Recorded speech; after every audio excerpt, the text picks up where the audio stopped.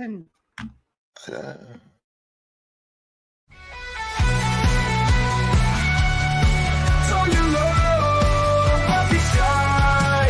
Tug along with the Sunday crew.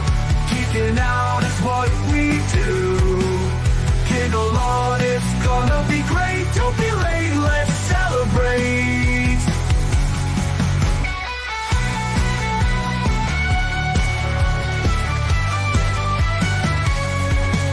Science fiction on a screen so bright. Old classics and the new delights. The unapologetic geek will lead the way with facts and fun to fill your day. Discussing every detail, every frame, from the eerie to the loud and the tame. Giggle along with all that's great. Those Sunday vibes you can't debate. Tug along with the Sunday crew. Geeking out is what we do. Giggle on, it's gonna be great. Don't be late, let's celebrate.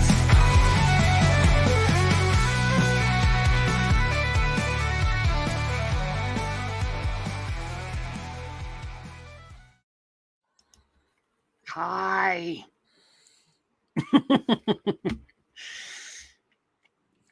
Greetings from South Carolina. I was waiting for Dan to say that before I could speak. Making sure the book showed up. Yeah, there you go. There's another thing. I had it in the background and it failed me miserably. Greetings So, from hi. Florida. Yep, welcome back. And I see that Damien is dressed nice and warm for Florida. It's snowing on Cape Cod, by the way, for those of you It's- keeping score at home. Cold That's- here now. The high this morning, or the high today, was at 8 o'clock this morning. It's been dropping all day. Nice. Yeah.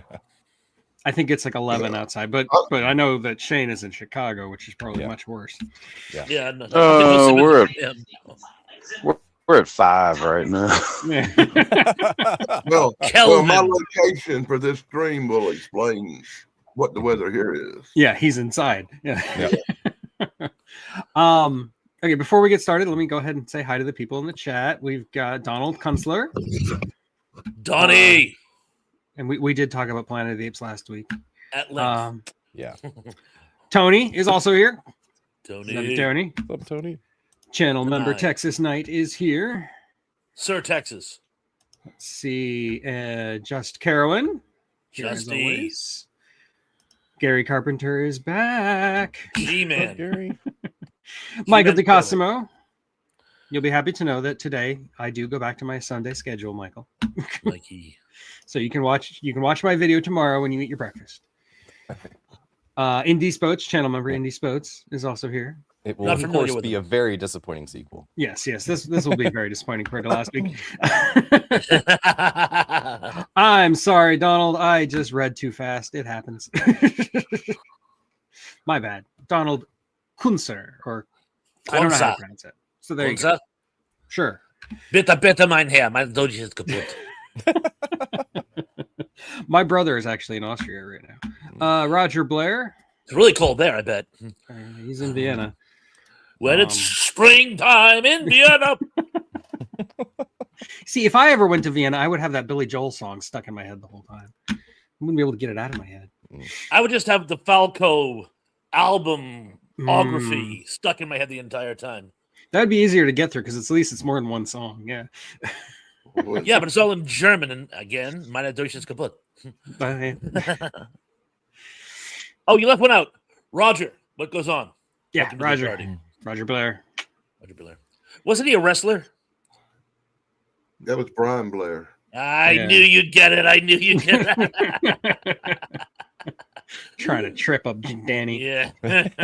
You got to get up even earlier for that. You got to get up pretty early in the morning to catch me looking in your bedroom window. I don't know. I found out that the older I get, the worse my memory gets, and the more I have to rely on a stupid phone to tell me what's going on. No shit. No, my grandfather was like acting like a doddering old fool. No, yeah, you get close to 60 and like, it's embarrassing. Yeah, just let the AI take over for you. You know. I feel like Shatner going, ask me anything. Ask me anything, and not from the show, like right now. You know. Sorry. So today we're going to continue our discussion of disappointing sequels that we started last week. You did? I forgot. Yeah, and just for the record, this is going to be my last stream of the year. I'm going to be out of town for the next couple weeks. So see, that's why I wore the sweater, because I figured this was the last chance I'd have. Yeah, this is my Christmas show. So yep. Ugly Christmas sweater. And in that spirit, I'm going to talk about a Christmas movie. And well, actually, I'm going to talk about a really bad sequel to a Christmas movie, and that is A Good Day to Die Hard. How can you insult such class as the Die Hard series? I love the Die Hard movies. They're great. But A Good Day to Die Hard is by far the worst one. It's not even a competition. It's Not even so close. generic. It opens, it feels like a ripoff of a Jack Ryan movie, like a ripoff of a bad Jack Ryan movie. And it takes place in Russia. And like it has Jai Courtney as John McClane's son. And Jai Courtney, who I confused with Sam Worthington last week because they're both vanilla slices of bread. Light goes through them. Exactly. They're non-existent. And yeah, it's not a good movie. It tries really hard to like make callbacks to Die Hard. There's like lines here and there that are thrown in, but like it's all soulless and pointless. And Bruce Willis is definitely too old for it. And the plot is just terrible. And it ends at Chernobyl for some reason. And I vaguely remember there's something about a helicopter and a car, and I don't even remember how it ends. I just saw it the one time and I hated it. So I've only ever seen that movie once, and I've seen like all the other ones like 3 or 4 times at least. Exactly. Yeah. So I have the collection, and I've only watched that one once. No, I watched it twice. To make sure I saw what I saw. And it's like, oh, I did see what I see. Okay, you stay. Yeah, in I own it too, and I don't think I've ever watched stay it. there. the box set collection gets brought out more so than this one does, for sure. Yeah. Sadly, I have seen it way too many times. Really? Yeah, I'm a big Die Hard fan, man. And you insulting these Die Hard movies is like insulting Tremors or something. How can you do it? It's just nothing but class. They're all good movies. That one is not good. No. And High Slasher. I don't even think that movie. I agree. It went downhill a little bit, but it seems like I saw some kind of parody movie that made fun of Die Hard. It might have been called Die Harder. And it seems like it was this old guy in it making fun of Bruce Willis, and he couldn't remember what he was doing, and now it's real. Maybe, I don't know. I don't know. I look up Die Harder and I just get the sequel to Die Hard. Yeah, Die Hard 2, Die Harder. Which Die Hard 2 is fine. Die Hard 2 is a good movie. Yeah. No problem with Die Hard 2. Die Hard 3 was even reasonable, Yeah. I had really like Die Hard 3. Yeah. It's not a YouTube short where they make fun of movies kind of thing. Okay, I see what you mean. Yeah, All of them. They all do that. I watch a lot of them. The problem with action movie franchises, by and large, is that they feel the need to keep ratcheting up the action in each one to sort of outdo the last. And eventually you hit the wall. There's a law of diminishing returns. At a certain point, it becomes redundant tripe and downright hard to believe. What makes action movies so great is you can suspend disbelief. But the more you push the envelope, the harder it is to suspend disbelief until finally, and I'm out. You wind up with Mel Gibson fighting Jet Li. It's like, and I'm out.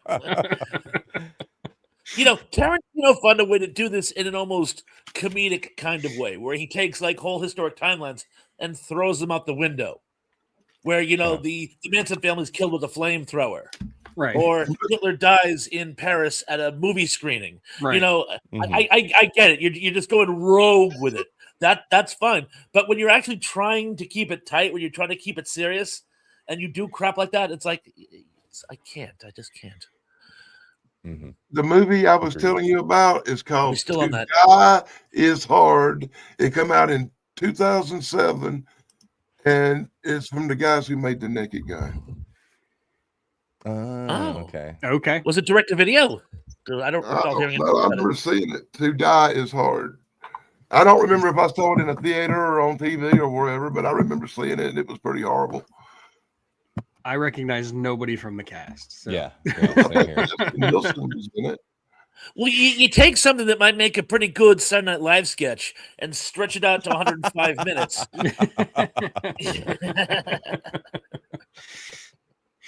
Oh, come on. That movie was so bad, I remembered one little 2-minute bit from it for this particular episode of this show.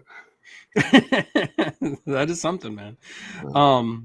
I like Live Free or Die Hard. I think it tried too hard to be PG-13. I really wish it hadn't done that. But it's not bad. It's all right. If And I it's got, remember correctly, It's got what's her name in it. we didn't even get a yippee-ki-yay Mr. Falcon in that movie. If I remember correctly, he never said it. In Live Free or Die Hard? And I think that's Yeah, he says yippee-ki-yay, and Timothy Oliphant's got the gun like up to his shoulder. Oh wait, hold on. I'm thinking about the other. I'm thinking about the wrong one. And I'm thinking about the Right, fifth right. one. Yeah, I don't even remember if he said it in the fifth one. Yeah. Good day to die. They're so stupid names too. Oh, Tony, you work for Yeah, the the Blues one with- Brothers? That is School Squared. That one with Yeah. Timothy, yeah. Let I me like that let me point out that we sit here now talking about how bad these movies are. But in 15, 20 years from now, we'll be sitting here talking about how classic they are compared to the crap that's come out lately. Or Oh, they after. keep threatening to do a Die Hard prequel with like a younger God. actor. Yeah. Oh, no. They've been threatening it for like 10 years. It's going to happen eventually. It'll probably be like direct to streaming or something. But one thing is for sure, it will be terrible. Danny, It'll be written and directed by AI. they said wholly produced by. Curse, Danny, I they did said the mention same Lethal thing Weapon. about Force Awakens. 10 years later, no, it's still Oh, garbage. Tony, I got Yeah. No. I can say The Force Awakens is the best of those three movies. Yeah, we were saying that at the beginning. Nothing's changed. It don't matter if you got 3 piles of poop sitting there. It don't matter which one's the biggest or which one's the best. They're all piles of poop. You raise a good point. Talking about the prequels, right? Very zen. I said there's only 3 Star Wars movies, period. Yeah, they're really true. Basically, There's yeah. only 3. If you like other things based on Star Wars, that's fine, but there's only 3 Star Wars movies. Rogue One, I would almost loop Yeah, in Rogue there. One is. Yeah, that's a good I'm one. putting but, Rogue yeah. One in there. Yeah, seriously. There's 4 Star Wars movies, including Rogue One. But- 5 Star Wars. I just don't think nothing that involves something called Jar Jar Binks should be called a Star Wars movie. Mhm. And I do feel bad for that guy. His life fell apart after he did that. And all he was trying to do was be part of the franchise. And you know what? I could so see that happening to me. I grew up with Star Wars. I love Star Wars. Someone else to be a part in Star Wars, and everyone on the entire planet hates it and hates me for doing it. That is like a living nightmare. But yeah, Jar Jar Binks sucked. Sorry. And Anakin wasn't any better. They were really trying for that comedy relief or comic relief in that role, Yeah. but it was annoying is all it was, just straight annoyance. It's like the you entire already time. have C-3PO and R2-D2. Why do you need another one? Yeah. Yeah. You Already don't have need a movie. They were setting him up to be a secret Sith. If you watch I've seen the Phantom theories. Menace Oh, very yeah, I closely heard and that. I just watch didn't believe it, Jar but I Jar heard and it. things, you watch things Jar Jar does. He does display Force abilities, reaction times, his jumps, some of his instincts. They were setting him up. He was supposed to be playing a part, but everybody hated him so much they abandoned it, and it was like, never mind. It's just They gave him like 2 lines in the Count second movie, and then in the third movie, he's That's actually how the we one got responsible Dooku. for raising the Palpatine. Yeah.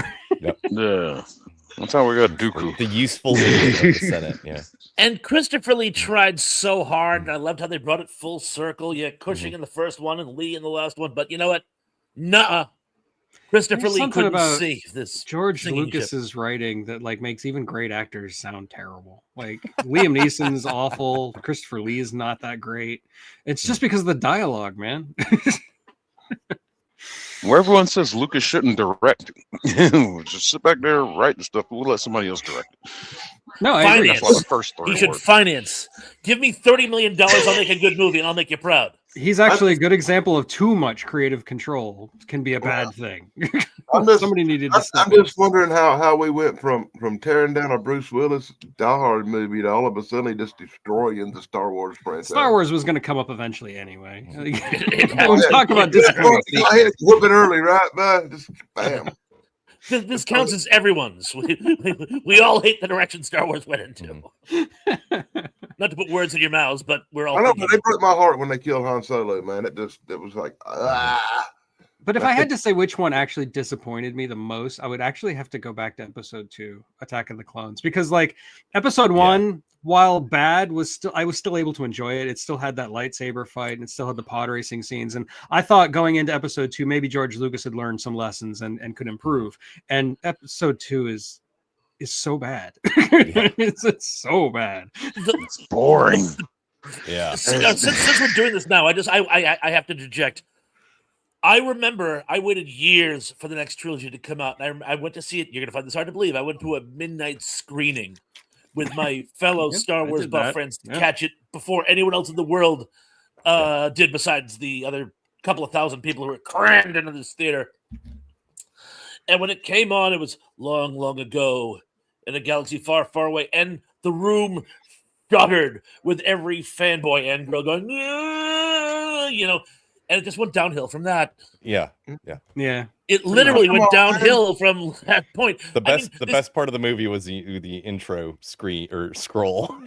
But then they started talking about trade federations, and I'm like, what have I gotten myself into? Yeah, really. no, man, let me tell you what I see. I see Disney taking over and trying to make you feel sorry and love little Darth Vader, little Anakin, and That trying to wasn't make Disney, man. That was all George Lucas. That was all George Lucas. It went downhill long before Disney. And then you get all invested. And he wasn't that bad a guy. He was a good kid. And then how do you end it? You end it with him being the guys from Columbine, man, killing all the kids. Careful. It's named the Columbine K. It's really. freaking horrible, Not man. wrong though. He is not wrong. Yeah. I would have said right, I suppose. Darth Vader. 2 movies are sucking up, and 1 movie Jason Voorhees, boy. Yeah. Like, Darth ruin Vader was everything we've not done, ever supposed to be a whiny little emo boy. So I'm sorry. That is not Darth Agreed. Vader. That is not Darth Vader. To this day, I refuse to believe that's Darth Vader. They put somebody else in the Anakin dies on the operating table and they put somebody else in the suit. That's not him. No. And speaking of like actors who got ruined by Star Wars, like Hayden Christensen was a good actor. Yeah. He was a rising star. He had like some Until really good Star stuff. Wars. And then Star Wars happened. And nobody took him seriously after that. Yeah. He's a good actor. He plays basically the same whiny emo boy in all of his And roles, you but mentioned still. the pod race scene. I started to nod off during the pod racing scene. It is too long. I know I'll give Yeah, they were long. trying to recreate Ben-Hur in a sci-fi backdrop, and I love it. I love the pod racing scene of all of that entire movie. That and the Duel of the Fates. Yeah, the duel. Fight, Yeah, that's like the best lightsaber greatest fight in all of Star lightsaber Wars. fight ever. Yeah, And when Gotcha. the force field comes down and Yeah. Qui-Gon just kind of goes into meditation mode. Yeah. But Darth Maul is like pacing like a caged yeah. leopard. Pacing like a That So is just like so intense. I love it. Of course, it's being interspersed with this is pod racing. Yeah. You know, but the biggest thing is since you brought up Tatooine, there's one key rule in all the Star Wars movies. If you go to Tatooine, get off as soon as is humanly possible. Tatooine worked in A New Hope because once they settled the action there, they split.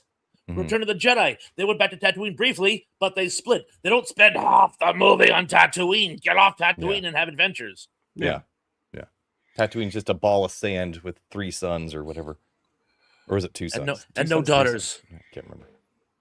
Indy's Boats, See Shattered Glass, where he plays Stephen Glass. Hayden Christensen. I'm absolutely ashamed to say this, but every time I watch that movie with the little race scenes in it, I always fast forward through them. And with that statement, the shame part is that shows I watch these movies more than I should. Yeah, true. I love the pod racing scene. I, I mean, I like it too. I like it a I lot, don't know. especially in the it's theater. a little It was too long, and if they had made Anakin say fewer words, that would have been good. So My little kids enjoyed them too. yeah. Okay. So Does that count for one, or is that just like a somehow bonus? we talked I about think that's Star just a Wars bonus sequels, that we all you know, talked about. So, Dan, it's your turn. which was going to be one of the things I was going to bring up. I mean, it was on my list. So, yeah. Yeah. So Mine we all too. did. We all We talked about it. the It's sequel done. trilogy last week. So, this week we're going to talk about the prequels. It makes sense. Yeah. See, I did everything I could to keep Star Wars off the list. You 'Cause tried, but I'm it was only gonna inevitable. I'm only gonna destroy and bash classics. Apparently, and I was talking to Tug before y'all showed up backstage about this, and a lot of people are probably not gonna agree. But disagree. to me, God, I hate saying this because it's a Vincent Price movie too, man. But to me, The Fly 2, the sequel of the original Return of the story, Fly. Vincent Price was lacking compared to the original The Fly. Now, The Fly to me popped because it was in super Technicolor and it stood out like the Wizard of Oz. It was an extravaganza. And then you go to watch The Fly 2, the sequel, which was made after that, and it's in wonderful black and white, like an Abbott and Costello movie. And it just seems to lack something compared to the original. Okay, now you can kick me. No, I completely agree. And when you mentioned before we started, you mentioned Vincent Price. It's the only sequel I could think of that qualifies that has Vincent Price in it. Like, Return of the Fly, it's just not as good. It doesn't have that charm of the original The Fly, and yeah, it's in black and white. It goes from color to black and white. Why would you do that? Yeah, and then you get into there's even a third one, Curse of the Fly, where you've got Four. like there's a fourth one, really? There's a fourth one. I didn't even know there was a fourth one. No one does, except me. And yeah, they're not as good as the original. You just can't beat David Hedison in that fly head, and it's, yeah. Anyway. and just sadly, we talked about this too. Is they repeated it all the years later when they made that really cool Jeff Goldblum Fly movie, and turned right around and made the most dreadful sequel that ever existed. Eric Stoltz and Daphne Zuniga. Yeah. And the whole dog thing in the sequel, like, really just made me want to. God, I even forgot about that. Made me want to kick the director downstairs, boy. Well, They saw had him aging fast for some reason. It was so stupid. I Sorry, saw a documentary about we're talking the original Fly franchise with Vincent Price. They suffered from a thing a lot of early franchises were subjected to, and that is, even though they were proven quantity, they kept shrinking the budgets. They did the same thing to Planet of the Apes. Yep. So yeah, The Fly 2 had much smaller resources than the first one, and it suffered. So yeah, Danny, I do agree with you. You are correct. And yeah, and the special effects in the third one is almost laughable. Yeah. So agreed. Actually, nobody disagreed with you, Dan. I can't believe it, man. I picked a Vincent Price movie to bash, and people agreed with me. There's something wrong in the world with that. Vincent Price was a bad movie. He was in a lot of bad movies, honestly. I feel bad doing it, man. I really do, because I really generally like most of Vincent Yeah, Price. I was worried when you mentioned Vincent Price that you were going to talk about The Invisible Man Returns, and we were going to have a fight, but no.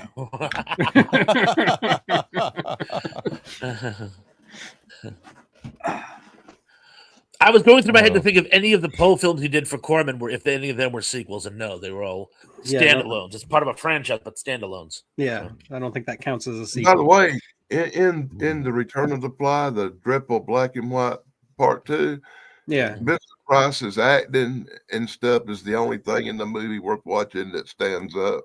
You get that a lot, actually. I mean, a lot of times he's the only thing in the movie worth watching.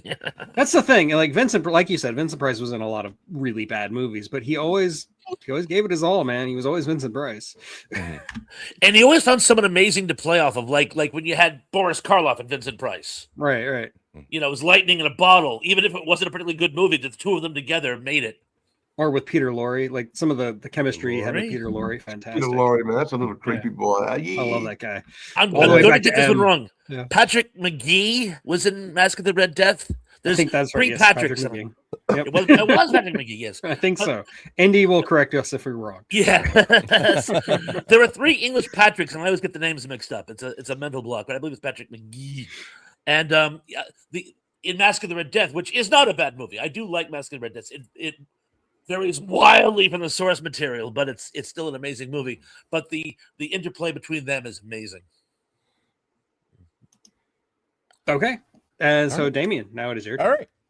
So we talked about in a previous live stream, I think it was about like just bad movies. It was a couple months ago. I can't remember what the topic was, but it was definitely bad movies. Luckily, we all have terrible memories, so we can repeat ourselves. So anyway, we talked about Jaws: The Revenge. So I'm going to bring up because I did also rewatch that, but I'm going to bring up the lesser discussed Jaws 3 or 3D, whichever one you want to talk about, and and say that at the time it came out was probably one of the most disappointing sequels that you could have seen, because it was not a Jaws movie, really. It was funny, if anything. It wasn't scary at all. And it was definitely not, it didn't have any of the magic or suspense or anything of the previous Jaws movies. And just anyway. Nothing you are saying is incorrect. Yeah. It is a bad movie, but like I grew up with it and I lived right next to SeaWorld. So like it meant more to me. Like and it's got Dennis Quaid and Louis Gossett Jr. in it. And, I mean, I loved Jaws 3. I would not watch it as an adult because I know it's a bad movie. But I loved it as a kid, and I don't like hearing it criticized. I like the pieces are all there. I liked it as a kid too. It had good actors. The pieces are all there. But the thing is it's just like you rewatch it as an adult, and it's just like this is just nonsense. It makes no sense at all. I will say though, even as a kid, the scene where their jaws like goes through the glass. Yeah. That it's bad. Like it's a neat concept, but it's a big fish. It's not Godzilla. The tensile strength of that glass is way stronger. It's holding up all that water, Exactly. Yeah. It would have just went bump and bounced off, And that shark is going to go spatter before the glass does. I guarantee you. Oh. That whole scene where it's coming in and it's like, if I had 3D glasses on, it probably would have been scarier. But, it just looks like it's floating in like on a blue screen kind of thing. And it's just like, that looks so stupid. And then the glass breaks and it's just like, just shatters away. Like it just barely touches. It's like, come on. I bet that was cool in the theater with the 3D glasses on. But, translated to 2D on a screen. No. That doesn't. That was the problem with all the 3D movies back in the 80s, is that it relied on the 3D effect and nothing else. Yeah. The stories generally sucked. Yeah, it was all about stuff coming out of the screen at you. That's what the whole thing was about. Yeah. So that's what I like Blue Thunder, Indy. That's one of the few things I remember, Tug, just like you, is that big fish hitting that glass. That stands out. It's the one thing. It's a memorable scene. More than anything else. Yeah. But I also remember another movie called Deep Blue Sea or something. They got it right where it hits it and cracks it, and then comes back and hits it again and cracks it a little more, and finally comes through and eats the same guy, I think. And those are like superpowered mako sharks, which actually do have a lot more strength to them than great whites. Great whites are bigger. That would have completely imploded the nose of the shark. Though. Oh yeah, it wouldn't have worked. It still wouldn't have worked. But at least they mass of mush. It would be all that would be. It'd be bloody mush. It just Anyway. Hey, Triple M with Brian. How's it going?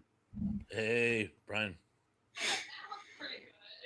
But anyway, so that was my choice, and anyway, it definitely qualifies. Yeah, and I could see like if you were older and grew up with watching Jaws, and then you go to the theater to see Jaws 3 thinking you're going to see a Jaws movie. I could see why you would be disappointed. But I saw it as a kid too, and I loved it when I was a kid. I thought it was a fun movie, but you see, the mistake you made was watching it as an adult. I know not to do that. See, I shouldn't have tried to revisit my childhood and like recapture the magic that was that movie when I was 8 years old or whatever. I am going through something very similar right now because I'm actually doing a review on Short Circuit, and it has not held up.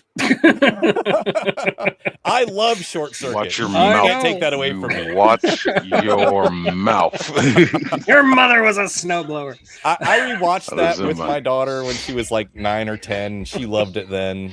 I've That helps. Yeah. Anyway, yeah. But It was one of my top 10 movies. Watch I used to your quote mouth. it as a kid, man. When I was in high school, I mean, it's like you can say that 2 times, or people used to just go around quoting that movie all the time. Yeah. yeah. But, yeah. I have to say, I I, mean, I Movies went that as a was charm. security. I went as a security guard from Nova for Halloween once. But speaking of bad sequels, I mean, Short Circuit 2. Oh yeah. Watch that's your mouth. really- Watch your mouth. I didn't even think about that one either. It's a Anyway. fun It sequel. qualifies. Yeah. Johnny joins a gang. Come on now. He That's boosts true. car stereos. He robs a bank. He's like the ultimate criminal. At least he doesn't join the Entword like Chappie. Think of it this way: Ali Sheedy wouldn't do the sequel. Yep. It was like focused on Fisher Stevens. And neither did Gutenberg. Yeah, even Gutenberg wouldn't do it. And he did Cocoon too. Well, Gutenberg wanted money. He wanted more Ali money. Sheedy needed like, money. Her career was flatlining at this point. People were finally catching on. She had no talent. You know, in Short Circuit too, they had Strong words. these little remote control robots, these little Johnny Pies. Yeah, those were cute. And I actually had a chance in Atlanta at a toy show to buy one of them for $1,000, but I didn't have the money on me, I and the didn't- guy wouldn't take a card. Didn't they sell those toys at Radio Shack? There's a bell. I mean, there was a ringing. whole thing of Radio Shack in that movie. Is Yeah. that whole Oh. commercial, But this and then he was breaks one of into the Radio original- Shack and gets stuff out of the anyway. This was one of Files. the original ones with the certificate from the movie. Mm. That's cool. What Yeah, happened to Radio oh. Shack? When I was a kid, Radio Shack was like, the bunker for tech. Best And- Buy. It was everywhere. Yeah. Oh, Best Buy. Thank you. Yeah. Yeah. Yeah. I should have said that to myself, actually. Shane, I'm Yeah. sorry, but thank you. Yeah. Well, yeah. first there was Circuit City. Oh, and Circuit you know, City yeah. had a hand in. Yeah, And they then had there was a hand in couple it, others too. around. Yeah, Radio Shack did survive for a very long Mm-hmm. time. I don't think it It fought officially the went good out of fight. business until about 10 years ago. It's one of the few places you could go that if you were actually doing any actual electronics repair, you could go and get parts like Yeah. transistors and resistors and capacitors. They had that Adapters stuff. for you know? Anything. So, Anything. Yeah. Although You can't go just know, walk into a retail store and get that stuff these days. You have to No, like, you have to what go I do on Amazon or something. yeah, or one of the specialty sites. But Yeah. I knew their days were numbered, though. I went in once. It was only some geek would need this weird part. I forget what it was. It was years ago because they've been gone for years. I went up to the kid there and I asked him for it. He had no idea what I was talking about, and I was like, "Oh dear, you can't even afford people who actually know tech stuff. You're doomed." That's You the problem. know? Yeah. Yeah. You So need tech I geeks know- to be there. Yeah. Yeah, Mhm. if I know more about the tech than you do, it's like on the Western Front where they're like drafting 16-year-olds. You know, this is going to go on much longer. And Yeah, I mean, in fact, the Geek Squad is probably the only thing keeping Best Buy in business these days. Yeah. So. Anyway. Indeed. Now I'm Yeah. sad. yeah. No. The government got to get rid of all them stores where you can build things they don't want you to build out of. Whenever you start a sentence with "the government should," my answer is no. Shane. And we just popped up on the Great. monitor. Hi, government. How's it going? Still here. I myself love the government. Hi, welcome our robot overlords. Hang on, there's somebody at the door. I'll be right back. That didn't take long. Sorry. Anyway, Shane, yeah, your turn. Jaws 3 is my second favorite Jaws movie. I just want to say that. Shut up. Mine too. Sorry. First. I like the whole SeaWorld aspect. I never wanted to go to SeaWorld ever in my life. I was just like, yep, and that's off the list. So This is my it opinion. did something. I am going to pick I think a lot of people can agree with this one. Ghostbusters 2. It just yeah. felt lazy. Bill Murray, Bill Murray was never known for, as he progressed through his career, just put less and less and less into. I believe that movie got held up over him. Yeah, Probably. But Sounds right. the main problem got with it is the opening. The city watched a 100-story marshmallow man walk through the streets and terrorize. But a couple of years later, we don't believe in ghosts anymore. yeah. Like, how does that make sense? You people witnessed it. What do you mean you don't believe in ghosts anymore? You people celebrated them for this, and then just all of a sudden, nah. You people were terrorized by these ghosts. But that, and you're gonna end the movie with Dana and Peter, the love interest, look like they're getting together finally. And let's just switch to, oh no, they're nothing, and Dana has a baby. Well, who's the father? Don't worry about that. Yeah, we're not going to talk about that. Like, we know who the father is. Anyway. And then they did a whole personality switch on Janine. She went from being, that angry little boss mama you don't mess with, don't take no crap, to, she looked like Blondie or something in an 80s pop rock video. It's like, what y'all do to her? Mm-hmm. I'm not intimidated by you. I'm intimidated by the first Janine. But yeah, the story was just kind of, the slime is flowing under the city. Where'd it come from? Did it just appear? It just came from all the evil energy, man. It came from all the anger of the New Yorkers, That's the only believable part of the movie, man. Yeah. Hey, okay. I agree with everything you're saying, but at the same time, I have a special place in my heart for Ghostbusters 2, much like you have a special place in your heart for Jaws 3. I can see that. I loved that movie. I still love that movie. I wouldn't say I love it. I love Ghostbusters. Ghostbusters 2, I like a lot. Just the whole Vigo thing, and the Statue of Liberty, and it's Peter McNichol fun. going, the child. Why did you need a baby to possess yourself with? Why didn't you just possess yourself in I don't even know what that guy's name was. The museum guy who he possessed to go get the child. But possess him. Are you gonna rule the world? You're gonna rule the world evilly when your diaper needs to be changed?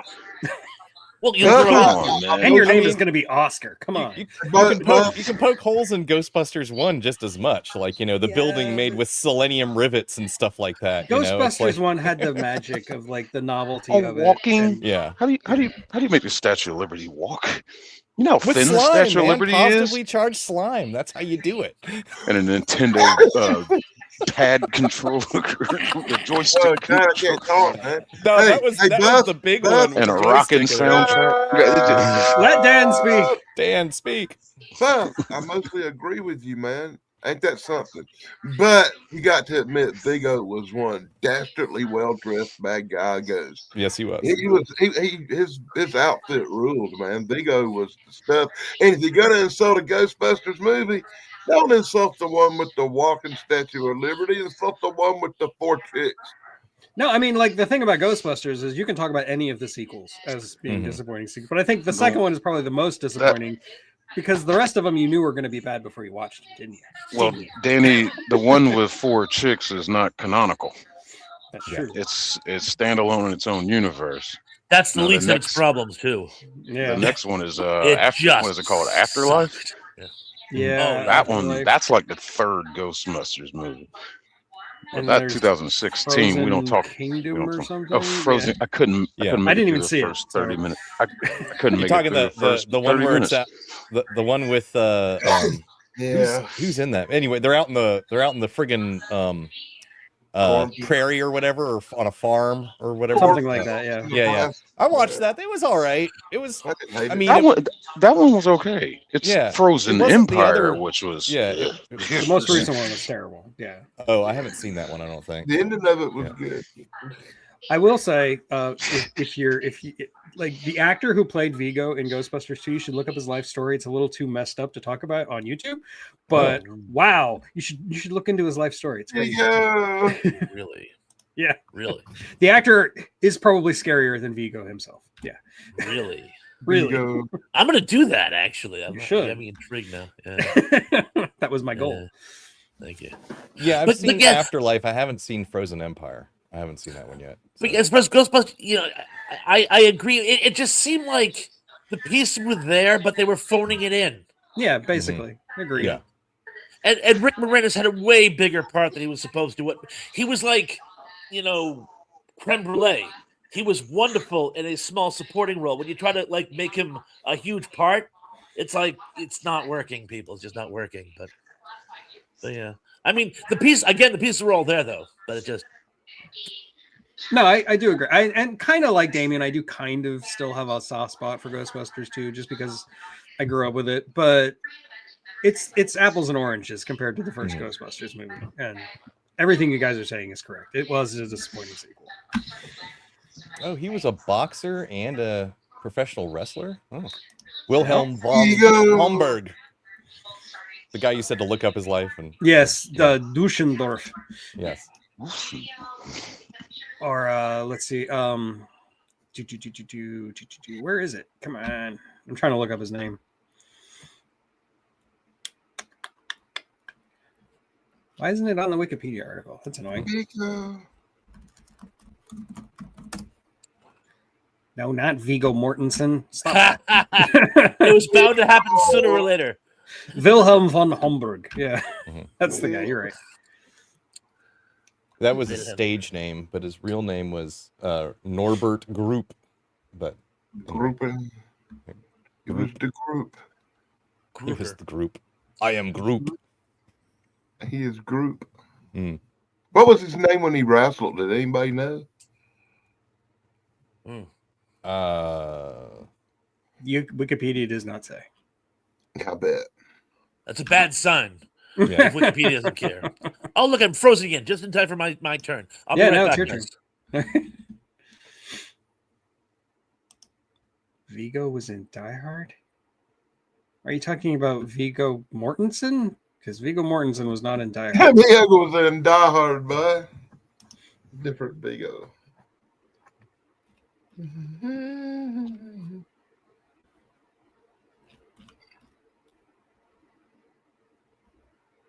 And neither was Wilhelm von Homburg.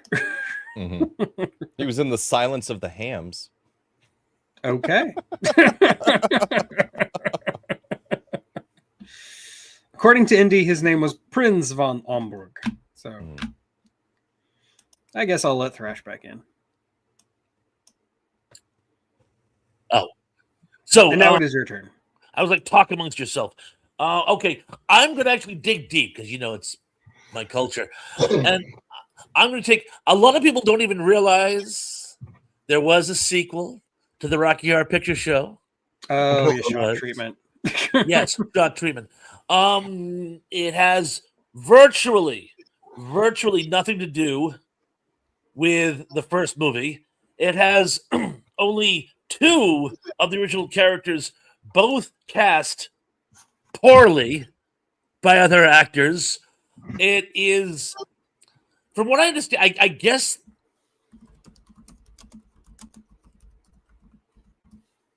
Well, that'll teach you to talk bad about Rocky Horror Picture Show. Yeah. he got the shock. You don't want to talk bad about some things, man. I will I say, have since he's never not seen here, I did watch Shock Treatment when I was in college as part of my weekly movie things, because we were expecting it to be like Rocky Horror Picture Show. We can get drunk and enjoy it, and it just wasn't.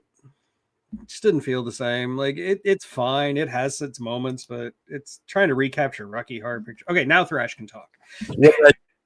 Yeah. Originally, it had a much bigger scope and was going to be sort of a precursor to the whole reality TV show. Yeah. Which I thought would have been great. I guess it was made during some type of film strike, so it all had to be done on a soundstage. and it just somehow the vision was scaled back to a point where it just wasn't there. One thing I will say, it had a really solid soundtrack.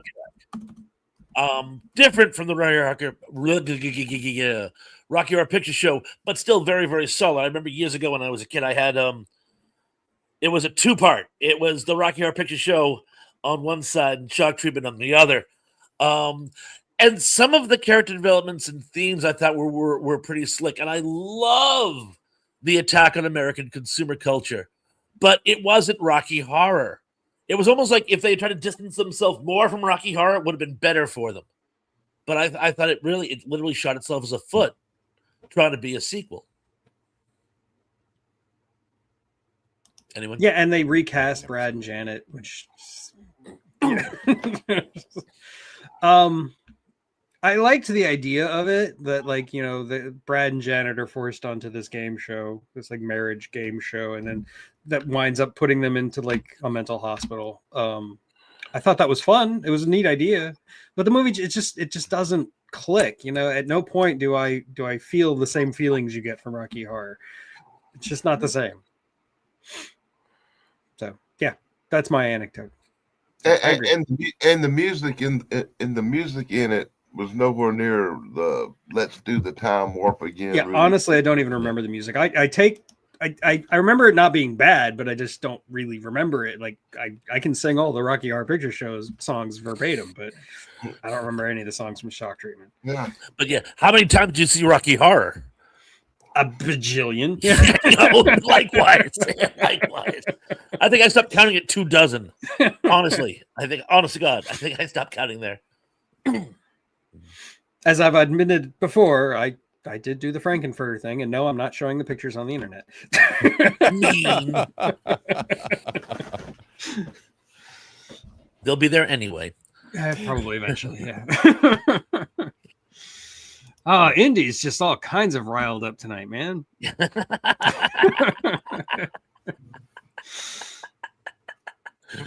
Indy's in a mood. Hello, Graham J. Lost Horizon was a sequel? It is to me. I don't know. I've seen both of them. I didn't know they were sequels to something. You're talking about what they find in Shangri-La, right? That's the one I'm thinking of, yeah. Yeah, I didn't know either one of those were sequels. He might be thinking remake. Are you thinking remake? Oh, yeah, maybe he's thinking remake. Because there was they of course, I said I saw both of them, so naturally one was a remake. And it was a very silly made-for-TV musical. So, whereas the original's a Frank Capra like classic, yeah. I think it's from like the 30s. Yeah. Oh. Early 40s, I think. And yeah, Justin, the little black dress is a really catchy number. There were a few catchy numbers on it. Okay, so I guess that means it's my turn again. We touched upon it briefly, but I want to talk more about it. Actually, no, we'll talk about something different. How about Okay, The Chronicles of Riddick. Pitch Black is not a good movie. I'm not going to say it's a good movie, but I found it thoroughly enjoyable as a throwback to, you know, late 90s, early 2000s. I mean, it wasn't a throwback. It came out in the late 90s, early 2000s. But like it's that epitome of that kind of movie. And you got Vin Diesel just chewing the scenery as Riddick, and you get this cool sci-fi plot about a planet that only sees nighttime every once in a while, and these monsters come out of the ground. I mean, it's cool. It's a goofy movie, and it has not held up very well, but I liked it, and I liked its style. Chronicles of Riddick decides to be Star Wars for some reason, with Carl Urban as a necromonger, which is never explained what the hell that is. And Judi Dench is some elemental goddess who dies in the beginning of the movie. And I have no idea what's going on. And it all ends with Vin Diesel becoming king or something of the necromongers. Yeah. It's like, what am I watching? It's a fever dream of a movie. Yeah.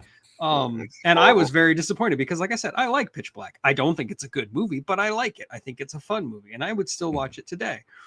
but Chronicles of Riddick, I don't know what the hell that is. Yeah. Pitch Black at least was like rooted in some sort of believable concepts, like, you know, crashing on a planet that, or a moon, An of isolated a, setting.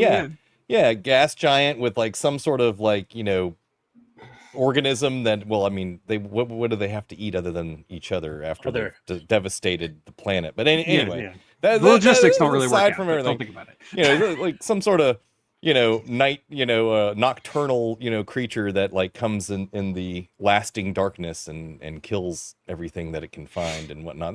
You know, interesting concept. And they're on a, you know, a colonization / you know, supply ship that crashes after, you know, running into a micrometeorite storm or whatever it was, and yada yada yada. There's some believable ideas in there that relate to like actual possible future space travel, you know. And there's good subtle world building. Yeah. And then, you know, it's just like, and then all of a sudden you're in this like universe where there's humans on planets with like almost superpowers and stuff, and it's like, what? Where did this come from? What? I think once again, guys, you're dealing with this two steaming turds paradox I told you about, and you know what makes Pitch Black better? Yeah. It is that in Pitch Black, Van Diesel has very few lines, don't say much, and the movie takes place in the dark where you don't have to look at him much either. Ooh, snap! That's a good point. Also, hi, Kevin, by the way. Good to see you. Also, Chronicles of Riddick makes the brutal mistake of killing off Keith David. Don't do that. Keith David should be in everything. He's a great actor. Not to be confused with David Keith. Not to be confused with David Keith, correct. Or Brian Keith. I'll just do the whole thing over again. Yeah, we'll just keep rehashing that over and over again. Yeah. But you know, I gotta hand it to you. My first thought when I saw Pitch Black was, what does the ecosystem here consist of? What do these things eat the when there logistics isn't castaways? You know? That was my whole question too, because they obviously had decimated all of the flora and fauna on this planet. That's, you except know, for those little glowworms. Yeah, there's just the little glowworms are left. You know, eating you know, lichen off of the rocks. When I made my list, I actually tried to pick movies where the first one was good. Look, I like the first movie though. That's why it disappointed me that the Chronicles of Riddick was not even close to the same thing. It was like a completely different movie set in a completely different universe with completely different characters. Pitch Black is a well done B movie. Yeah, exactly. And Chronicles of Riddick was trying to be like an A movie or whatever, you know, a blockbuster, but it completely missed the mark. Yeah, I mean, space opera. Yeah, it was like, what in the heck did you guys do? What is this? What were you smoking when you wrote this script? Here, hey, let me point this out so you know. I like Pitch Black too, but I am notoriously well known for liking pieces of crap. I like the giant claw too. I mean, you know, Pitch Black's not a good movie, but it also, you know, it's it still is a fun what it movie. Is. Yeah, it's a fun movie, and it is what it is. It was well done for what it was, you know, and it had interesting concepts. But Chronicles of Riddick was just, like a fever dream. It was like, you know, it was like the writers were on like every drug you can think of, you know, when they wrote it, and different ones on different days to write a script like that, you know. Yeah, kind of like one of those beautiful corpse exercises where one writer will write like a page and then another writer will write the second page. Yeah, exactly. You can tell there's something wrong with me. My favorite part of Pitch Black.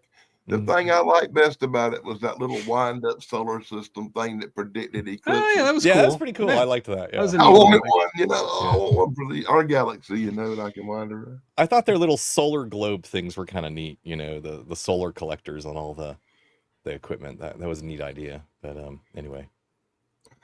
Donald, yes, we will include animated sequels, of course. Why not? Yeah. And I'm not going to say Vin Diesel's a good actor. I'm not at all, because he's not. He's a terrible actor.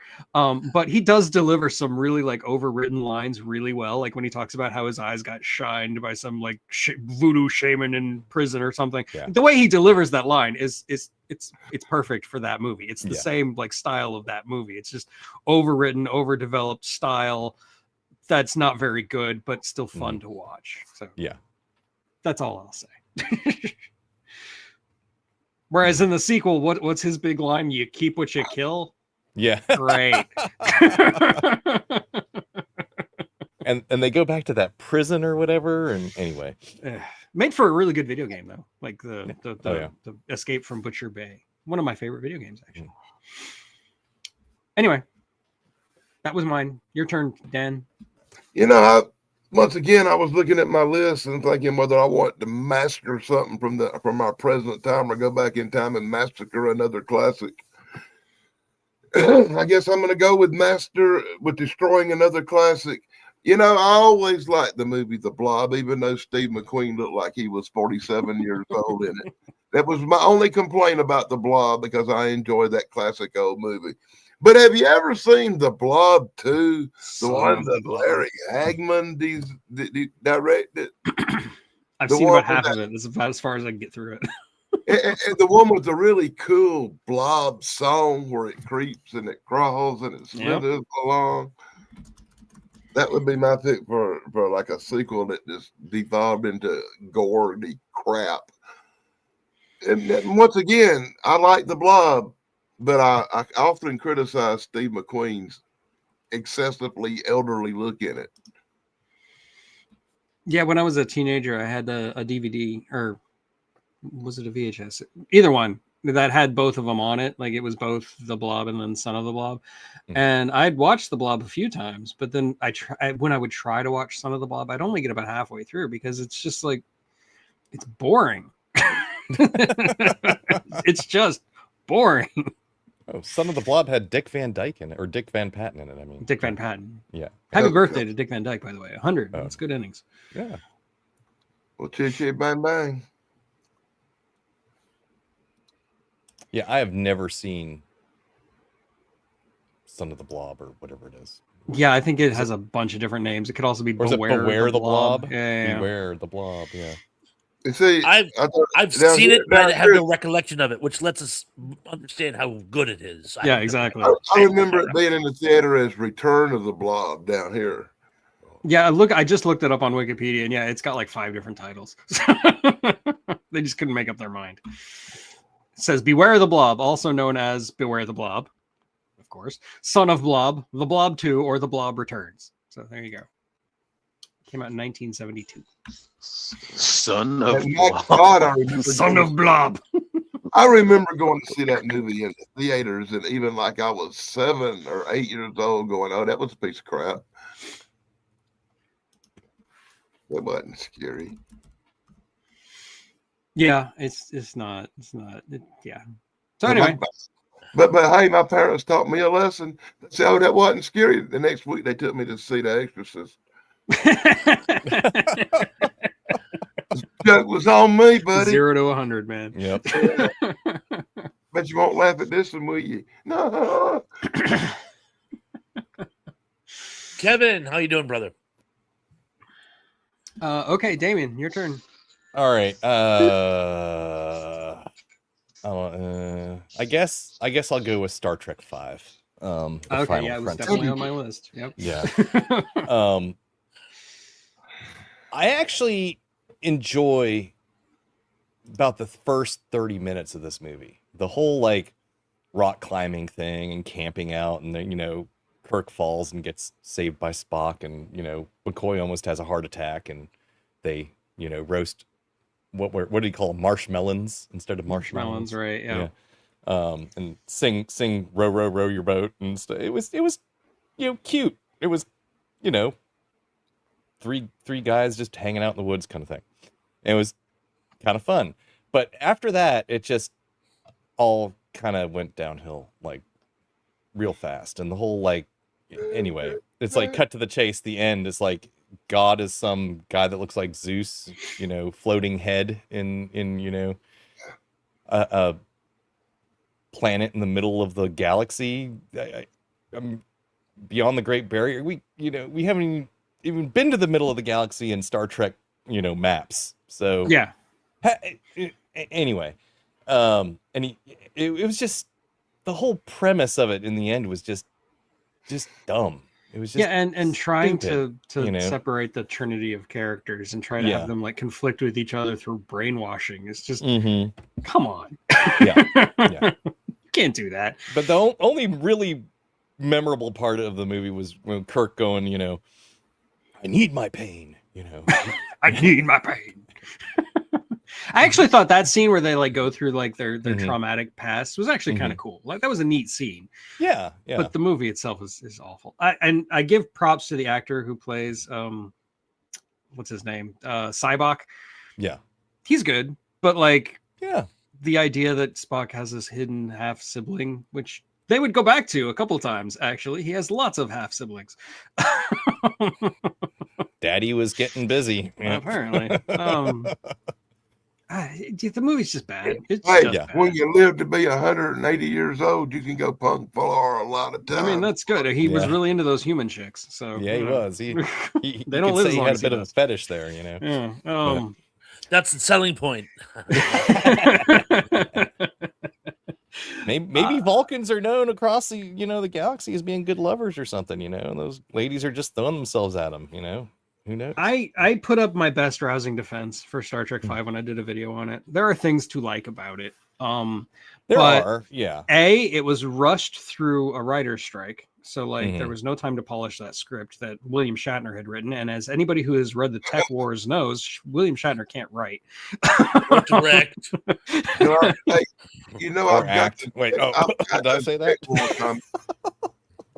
I've got those Tech War comics. Yeah, I believe you. Two, like Thrash was saying earlier about franchises where they just keep like reducing the budget more and more. Star Trek V was really hit bad with budget cuts, like extreme budget cuts. And 3, I don't know. Yeah, William Shatner's not much of a director. That's being kind. Yeah. He brings new meaning to the term, not much of a director. But the movie, he tried his hardest. And like I said, there are things I like about the movie. I like the idea of there being like a cult of Vulcans who have embraced emotion. I think that's a cool idea. But I hate the idea of trying to split up the Trinity through brainwashing. I think that's dumb. And I think it was just done so that Shatner could have his moment and be the only person who's the hero, which is dumb. The whole idea of there being a godlike being in the middle of the galaxy on a planet, dumb. It's some really bad ideas in there. I mean, it has its moments. It definitely has some parts to it that are enjoyable and memorable and whatnot. And I have watched that movie more than 3 or 4 times in my life, but it's just stands out as like the worst of. Agreed. It's the most disappointing sequel of the Star Trek sequels. Of the When original I did my retrospect on the series. entire original franchise, the first 6. That was like a few years ago now. It was. It's just if I went back, I've been doing this and going nowhere. But my credo, and I didn't come up with this, but I stand firm behind it. Odd numbered Star Trek bad, even numbered Star Trek good. So when you take 1, 3, and 5 and find what is hands down the worst of that, shall we say, trilogy of awfulness, it is hands down 5. So, yeah, I mean, 1, even before we knew about one of the cast members of number 1, and I'm sure you guys all know what I'm talking about, but again, good taste dictates. Seventh Heaven. Thank you for making. Yes, that's the one. Even before we knew about him, it wasn't a good movie. And then 3, Savick. Captain, your son is dead. It's like, I mean, yes, Savick has no emotion, but that doesn't mean she can't deliver a line. It's just 3 was awful, but not without its merit. But I mean, it had Christopher Lloyd. Christopher Lloyd was great. One of my favorite. It had Christopher Lloyd. I actually like Star Trek 3 quite a bit. So of the odd ones, it's the best one. Yeah, of the odd ones, it's the best. That was my point. Of the 3, 3 is probably the best of the worst, shall we say? But I'm getting a little lost here. But the bottom line is 5 is hands down terrible. Agreed. Terrible. Yes. I think And I also agree, two, 3, and 4, Star Trek 2, 3, and 4 almost have to be watched like That's almost as a like its own trilogy. Yeah, you almost have to like treat that as its own little trilogy that you have to watch together. Star Trek 1 is I enjoyed, but it's an outlier. It's almost it's like an episode of the original It doesn't even series. feel like Star Trek. Yeah, It feels it like just doesn't, another yeah. sci-fi movie. Yeah. Yeah, and Star Well, Trek seriously, 4 I mean, is just 2 or 5, is I a mean. sequel yeah. to an episode. Yeah. 1 is just a remake of an Yeah. episode. And And 3 is a sequel to Space Seed is 2, better, and you and know? 4 is a sequel to 3. So anyway. But then, of course, Star Trek 6, redeemed the entire franchise. If you ask me, I think. Well, that's Nicholas Meyer, man. Yeah, he's one of the best movies that they made in that entire series. So agreed. But yeah, one funny piece of trivia, and I'm sure you guys already know this. In 3, when Kirk misses the seat, that wasn't scripted. Yeah, he was off. yeah, that's true. But he landed on his ass. Was like, "You Klingon bastard! You killed my son! You Klingon!" And he fell. Yeah. And they thought it was so perfect they left you it in. But Klingon bastard! You moved my chair. I'm off my mark again. You Klingon bastard! Yeah. 3 does that thing with sequels that really annoys me, where they like try to undo I mean, we talked about it a little bit last week too, but like where they undo like all the work from the previous movie. Like Star Trek 2 was all about Kirk finding his legacy, and he found his legacy in his son. And then in 3 they just kill him.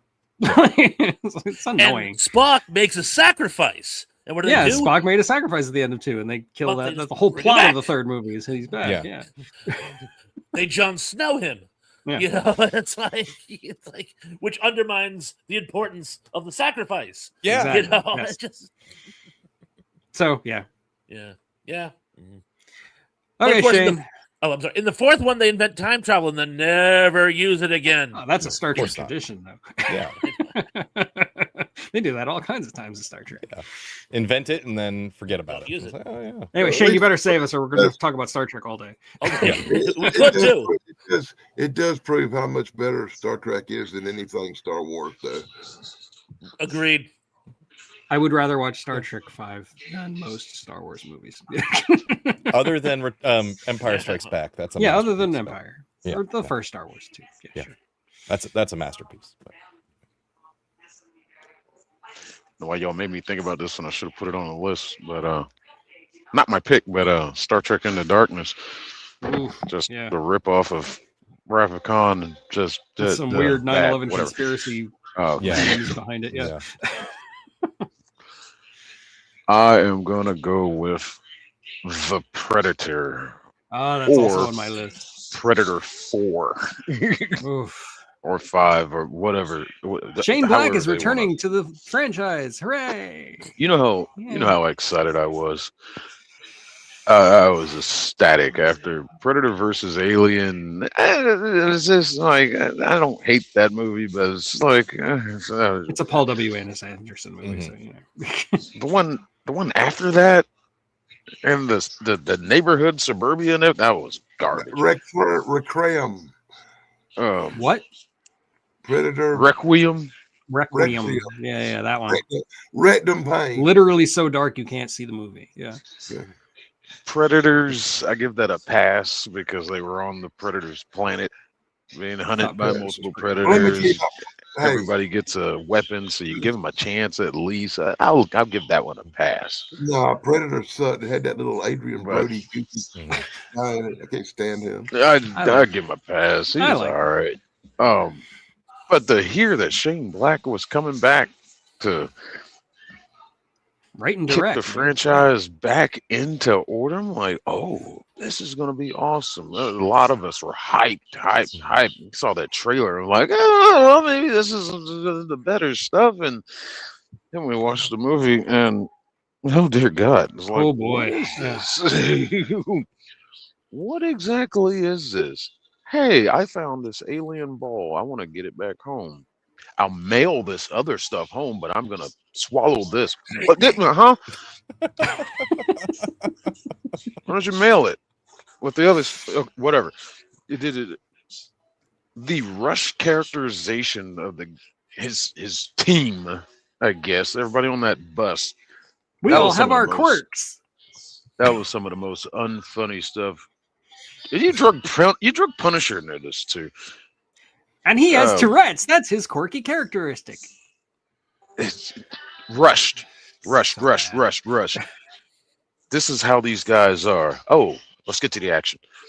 Then with the alien, or then with the predator in the lab, it was like, well, we don't really know what this thing is. It could be aggressive. Let's not restrain it whatsoever.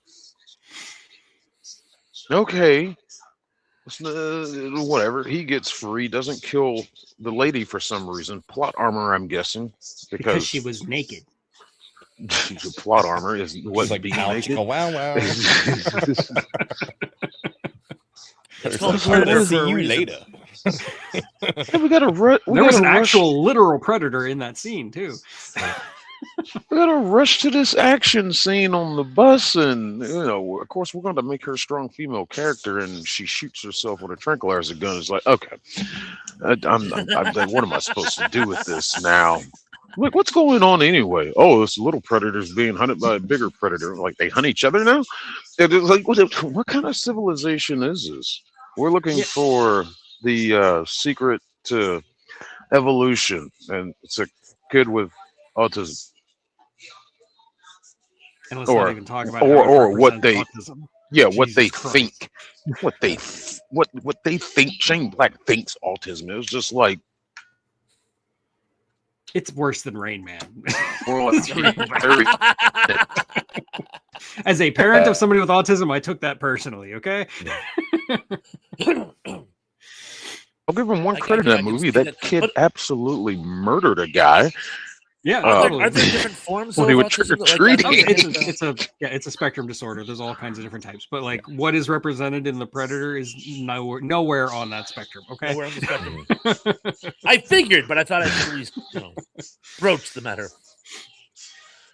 There was something about their planet was dying, but our planet was dying. But our planet was the dying from global warming, and so they were trying to genetically splice with our perfect organism, which happened to be autism. some weird hidden message So there. dumb. Oh, So probably dumb. the worst of it. The black dude on the bus. They had to get the line in there. There's motorcycles over there. He's like, get to the choppers. And I about threw up in my mouth when I heard that. I was like, no, you didn't. What? You had to sneak that in there, huh? Yeah. And you get I this gave like him- predator should have dogs that are like invincible to firearms until like one of them gets shot in the head and gets brain damage and becomes a good dog. What? Becomes servient. Lady Doctor has a pet alien dog now that'll do what she wants. What is going on right now? This is movie was And then, just a like, glorified during the mess, climax man. of the movie, the like main human villain just accidentally offs himself in like a split-second scene that's really easy to miss. He just like he's got the shoulder thing on his shoulder, right? And like he turns and it fires and blows his head off. And it happens so quick, you probably wouldn't even notice. And this is the main human villain of the movie, the antagonist of the movie. Oh God, I hate that movie so much. I really hate that movie. Bright spot is real quick that I guess I should be really happy I haven't seen that movie. Well, this kid this kid Last deciphers all of the alien language and codes Because and, he's like, just- autistic. Because that's how autism works. Well, this kid's a super genius. He's a computer. This isn't what. What are you doing, Shane?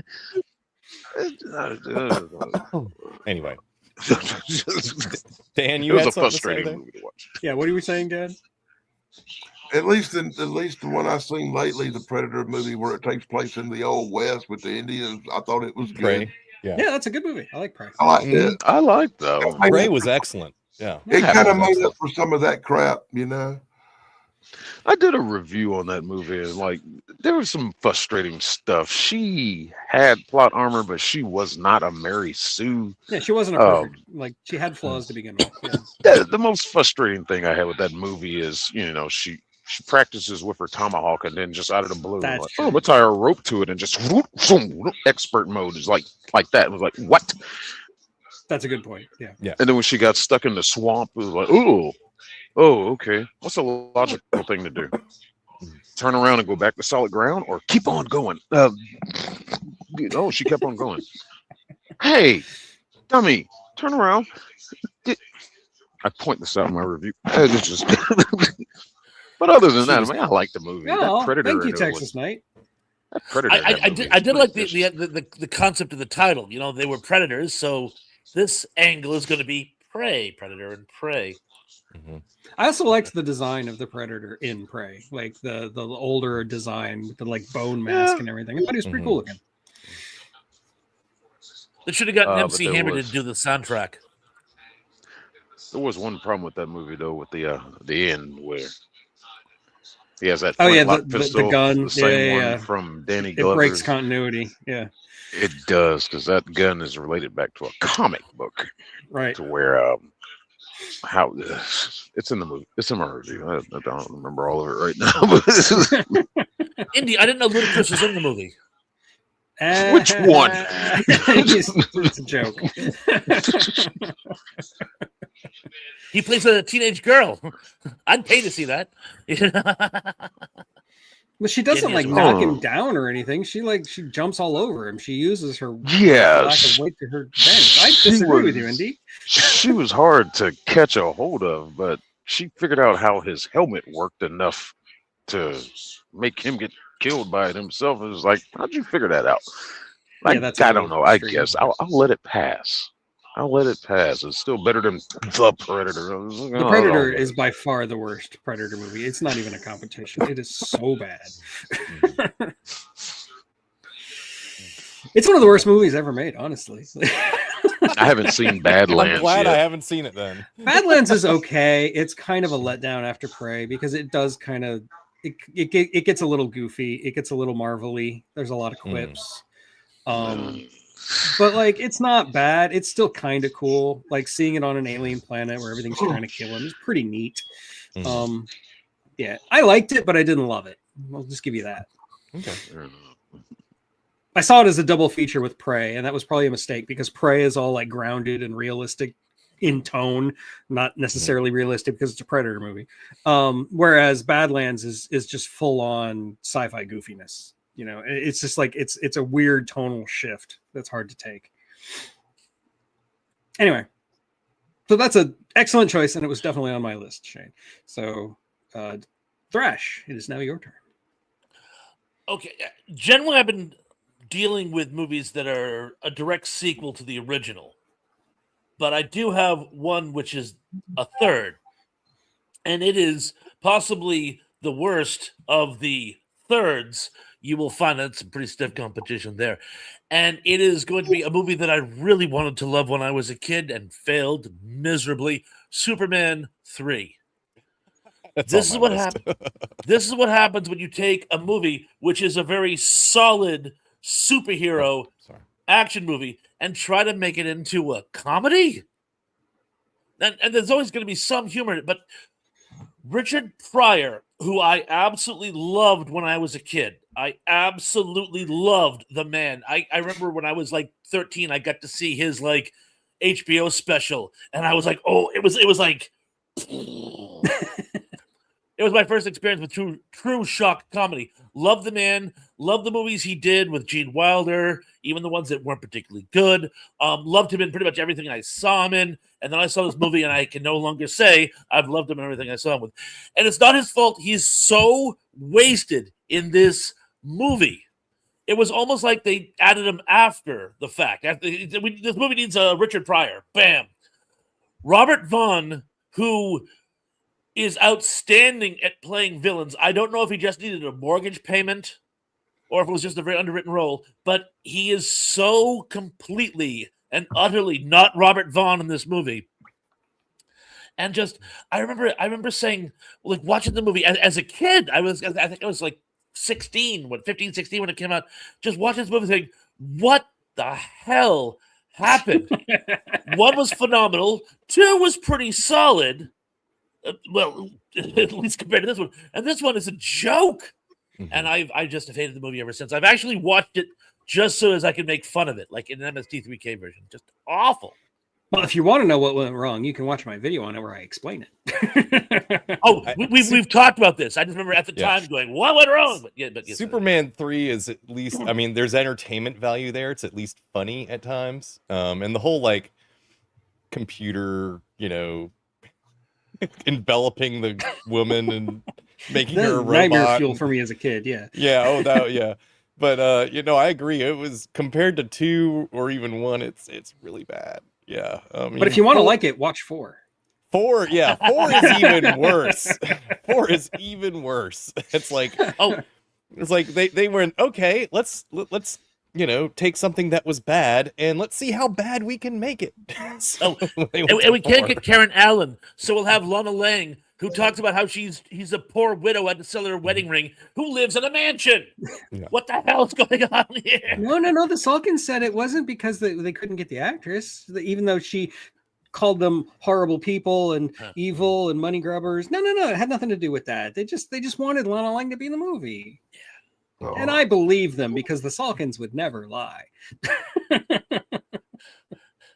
But the character of Lana Lang, how can you not have fun with the Lana Lang character? There's so many cute. ways Like the actress who plays her is cute. Oh yeah, well, she's married to the guy who played Lenny in Laverne and Shirley. They've been married for like 50 years now. What is her name? Well, take my word for it. But again, how could they not have fun with it? It was just such a dull. Michael McKean. Michael McKean is the man. I'm trying to remember what his wife's name is. Yes, Michael McKean. Annette O'Toole. Thank you, Annette O'Toole. Yeah, but again, it was just such an underwritten role. It just blah, And Robert Vaughn, like he does feel like he feels like he's doing a dollar store version of Gene Hackman's Lex Luthor. Mm-hmm. Like it's pathetic. Yeah, Superman 3 is bad. It's awful. Very bad. Awful. There's no real defending it. I tried in my video, but there's really no defending it. And if you want to watch a Richard Pryor movie from that era after the accident, we'll call it. I like The Toy. The Toy's I grew up with that. Wonder Wheel. I love that movie. That was a good movie. Yeah, I like that one. Don't leave me Wonder Wheel. Don't leave me Wonder Wheel.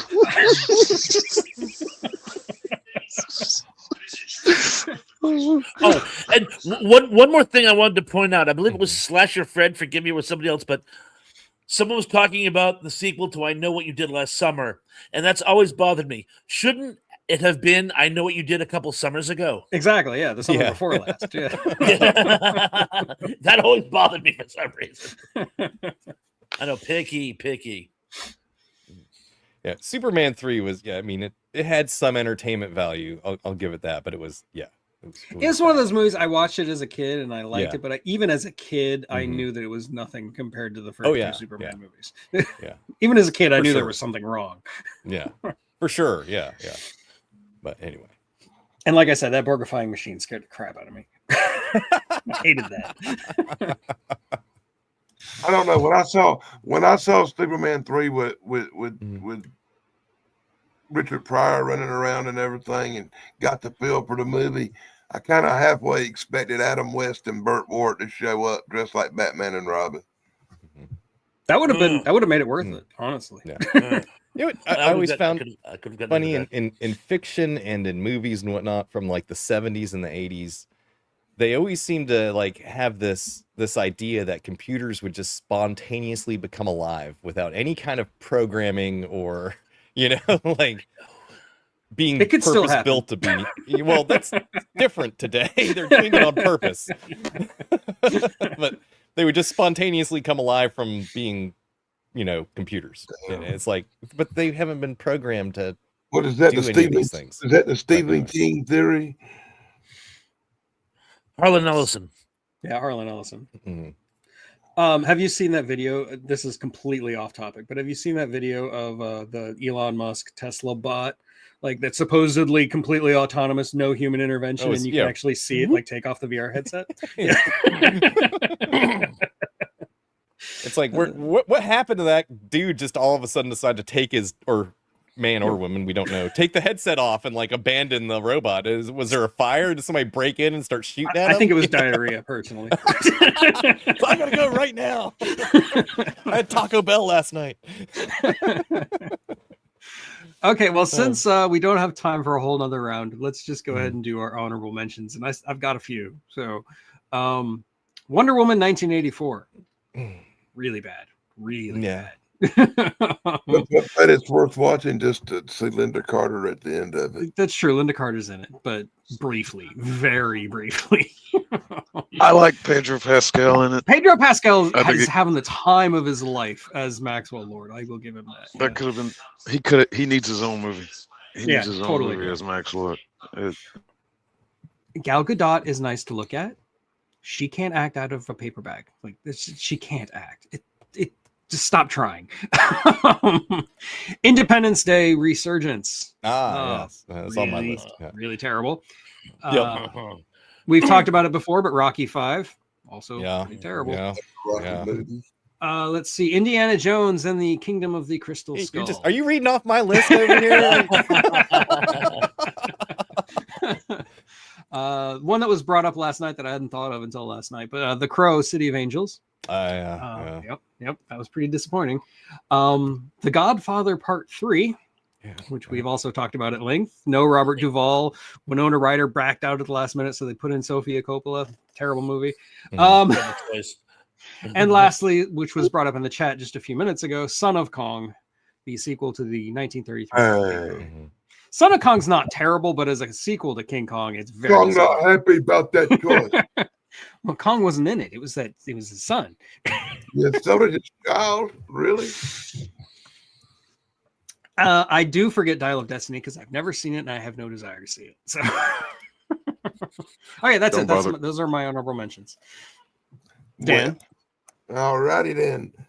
I'll have to go with every Hellraiser sequel ever made. You're not wrong. I liked Hellraiser. I thought part 1 was new and innovative. I thought every sequel after it was dreadful. Progressively worse too. I'll go with Pet Sematary, every sequel ever made after the original, including remakes, because they all are horrible and dreadful. And if Clancy Brown can't save something. And I'm going to finish off with one more, and then I'm going to let a few other people have chances because I don't want to sit and read off my enormous list. But I'll go with every movie made after the first one in the Jurassic Park series. I just had the the most dreadful experience of sitting through Jurassic Park domination this week, and now I never want to see a freaking dinosaur movie again. I don't think. Yeah, I think I gave up after Fallen Kingdom. I've watched them all, man. I'm still watching them. They just keep getting worse. Yeah, that's why I said when you consider after the original, the first one was such a game changer. Yeah, it like reinvented the blockbuster concept. And every movie they've made has failed to live up to it. It was almost like the modern King Kong kind of thing. It was just like it was huge. Absolutely. You know, I bought that movie on Laserdisc just to have it on Laserdisc. I don't own a Laserdisc player. It's gonna go in a frame. You have a very nice placemat. Yeah, well, it's gonna go in a frame. It's just in the closet right now, but it's like one of those things. I don't feel bad, dude. I still buy VHS tapes when I see them if they're like a really good old horror movie, and I hadn't had a VHS working in 15 years. Yeah, I have one with like one tape stuck in it. Yeah, it was really cheap, and anyway, it's like cool cover art kind of thing, Anyway, I have a DVD player that only plays Not a Living Dead because the tray broke. And I think Not a Living Dead out. So now it's like my VHS. It's got Godzilla versus Megalon, or not Megalon. Godzilla versus Mechagodzilla stuck in it. It's the only movie I can watch with that VHS. Your player. VCR. Yes, Megalon's better. Anyway. So okay, Damien, if there's anything left that I didn't cover. Yeah, I've got a few. Alien 3 and Alien Resurrection, both equally horrible sequels in my mind. For completely different reasons, but yes. Yeah, for completely different reasons, but still for valid reasons. Pretty terrible. Yeah. Let me go down past all the ones that everybody else already picked here. Any Police Academy movie after Police Academy 3. So that would be 4, 5, 6, however many they made. I don't know. They made a dozen or so. We already talked about Jurassic Park and Predator movies and whatnot. So what else was there? There was one other that I wanted to bring up. Oh, Terminator 3: Rise of the Machines. I did not like that movie at all. But anyway, that's about it for me. I have others on the list, but I'll leave things open for others to discuss. So Okay. Yeah. So Shane, what do you got? Any honorable mentions? I'm gonna go through these. Pacific Rim 2. It's like they tried too hard. Oh, they were trying way too hard. Boyega seems like such a wasted talent, but they tried too hard. Matrix, the second one. It was just the beginning is just so slow, and the best part of the movie for me is just the whole freeway chase. The freeway chase. That's the only thing I like that movie. Yeah, I think Ghost Rider 2, Spirit of Vengeance, just felt like it was jumping the shark. Fire. It wasn't a shark, it was some buses, man. Did you watch the movie? Smoking Aces 2.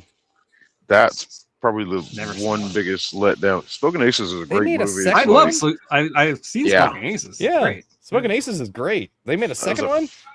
Yeah, it's I think it's straight to DVD. The only person that came back was Vinnie Jones, and I don't even remember the plot. It seems so unstructured. It's cinematographically shot so weird. It's like the storyboard was shuffled up. And it was just like it's nowhere near as good as the first. It's nowhere near. Titanic 2. Yes, this exists. Yes, this exists. It's animated. I haven't seen it, but I've heard of it. But the boat sinks. There's a rapping dog. You explain it to me. This is hands down movie. Okay. I know what Danny's going to say because I'm sure Danny hates the first movie, but Grease 2. Does Titanic 2 take place at the bottom of the ocean with diving suits? And is it mermaids? And it's got a talking sponge who's got a starfish for a friend. Is it a Disney movie like Little Mermaid? But I don't know who made it. But yeah, Grease 2. Yep. It's just not the same magic. That was on my list too. Mortal Kombat Annihilation. Good call, I don't know what was going on there. Die. Christmas Story 2. You're trying too hard. Not the same magic. Yeah. No. And any Disney cartoon. Pick one. You don't like Return to Jafar? Oh, I forgot one I need to throw in because I just saw it on my list. Batman and Robin has to go in there too. Yeah, that one was horrible. Yeah, we covered that back. Yeah. Stay cool, man. Oh, did you like that movie? That is a fun movie to hate watch. Oh, Kevin, before you go, what sequel are you going to be playing along to? You said you were playing along with the sequel this spring, but I didn't. What soundtrack are you playing along with?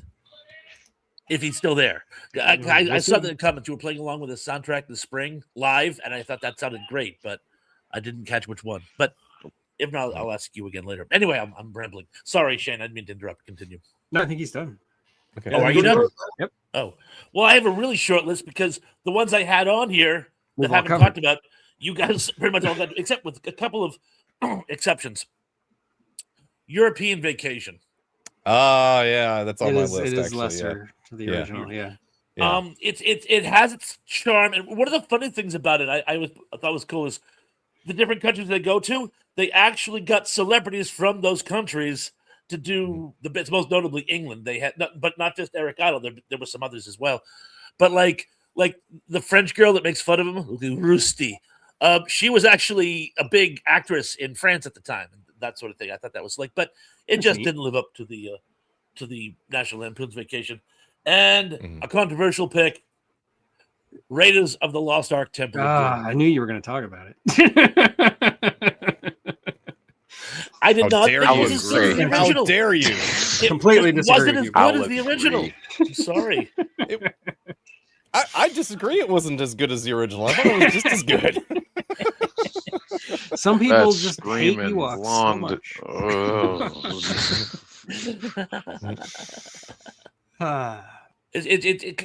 Call it a personal taste. I don't know. But I knew And you were you going to bring missed a really good chance to bring up Fletch Lives. Oh yeah, Fletch Lives. That's pretty bad. I don't think I ever saw it, to be honest with you. Oh wait, is that the one with R. Lee Ermey? Is Arlene Arena in Fletch too? Chevy Chase. Anyone? I don't know. Oh, Indy brings up Temple of Doom, which compared to Raiders is Thank you, Indy. But Kingdom of the Crystal Skull still wins it for me. Kingdom of the Crystal Skull is the worst of all of them. I can't even watch it anymore. It's like, ugh. No. I rewatched it for this, and I regret that. The only scene that's only part of that movie that's any good is the whole anthill thing, but that part's kind of interesting. I swear that was Paths of Glory. I did watch some Indiana Jones, like Indiana Jones and the what was it? Dial The of Dial Destiny. of Destiny thing. Yeah. And that was probably the worst thing I've seen yet. Okay. Let me throw a few more out that got missed here. Go for it. Speed 2. Cruise Control. Yes. Yeah. Basic Instinct 2. Made a Basic Instinct. Revenge of the Nerds 2. I mean, it was kind of funny, but it was horrible. Return to the Blue Lagoon was horrible if you've never seen it. And don't never seen the original Blue Lagoon, so the Blue Lagoon wasn't bad. It was anyway. Have you ever seen pretty bad? Have you ever seen Howling 2? Your mama's a werewolf. Oh yes, Howling 2. That's a good choice. Yeah. One that Christopher Lee had to apologize for. Yeah. Troll 2, Leprechaun 2, House 2, The Ring 2, RoboCop 3, and that's all I got. So. The Ring 2 almost made my list because it is very disappointing compared to the first Ring. Yeah. You got those CGI deer. That scene is so terrible. Anyway. So. That's it for today. We're done. And like I said, we're actually done for the year. I'm not going to come back until next year. Thrash, you got a stream tonight? Yes, I am going to be going live tonight. And to answer your question, Indy, Saturday morning cartoons. Excellent. Oh, nice. Yeah. All welcome to join me tonight, 7 p.m. Crash time. I will probably be there in the chat as always. So unless anybody has anything else to plug. And Dan? Thrash, you're on your own for the rest of the year, man. I won't be back with you till January when Tug returns. I will endeavor to persevere. I gotta go visit family. You know how it is.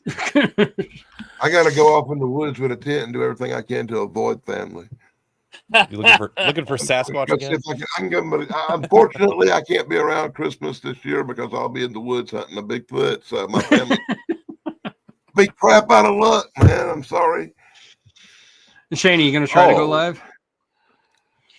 Danny, I need your address. I found a hat I want to send you. If it's still here. Big hat I got, man. Justin. But Tug will text it to you later. He's got your thing right. Yeah, I got your address. I don't have Shane's number though. You got Shane's phone number though, right? I do not have Shane's phone number. You got to have his email. I don't even have his email. How the hell you get him the link? He just shows up. Sorry. Oh, he's gone. Oh, he's gone. A few years ago, I invited him, and he just keeps showing up. How does he get here? I gave him the link from like a back chat at BBB stream. Okay, he's back. He's back. I'm frozen. And you're frozen. Well, we're done anyway. Well, don't worry. I'm gonna hit the button and just try to get to the private chat. All right. Well, while he does that, I am going to hit the button. So good night, everybody. Thanks for coming. Merry Christmas. Happy New Year's. Merry Christmas. Happy New Year's. All that stuff. Yeah. Blah, blah, blah. See you next year. Thank you and good night.